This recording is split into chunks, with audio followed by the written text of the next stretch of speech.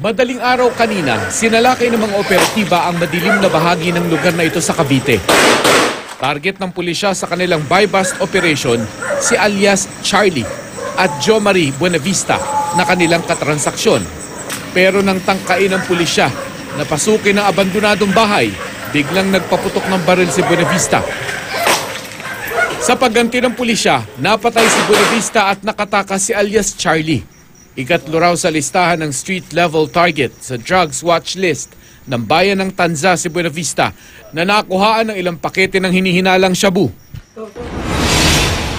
Sa Dasmariñas naman, arestado sa buy-bust operation kagabi sina Cherry Martinez, Donald Laparan at Gerardo Camit. Nakuha sa kanila ang 10 pakete ng hinihinalang shabu na aabot sa 117,000 pesos. Drug paraphernalia at buy-bust money, wala silang pahayag. Arestado rin sa bayan ng Noveleta, sina Carl A6, Billy Joe de la Cruz, Patrick Manlosa, Rogie Santos at Philip Ange, na nakuhaan ng aabot sa 1.19 million pesos na halaga ng hinihinalang shabu at isang kotse. Sa buy-bust operation naman sa Pampanga, nasa kote ang traffic enforcer na si Jonas Lingat na isang high-value target.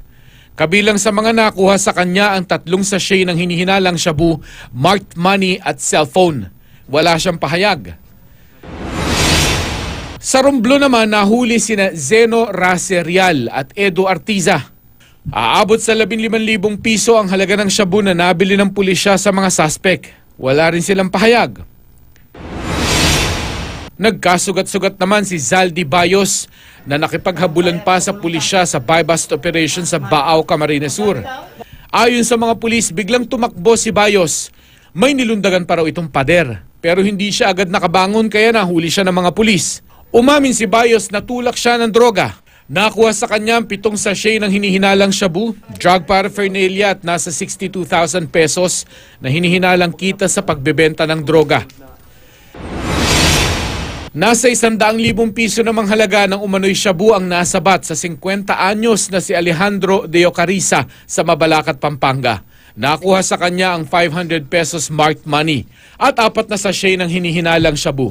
Arestado rin sa hiwalay na operation sa bayan ng San Fernando si James Gomez at Arnold Galit na nakuha naman ng 15 pakete ng hinihinalang shabu, marked money at drug paraphernalia.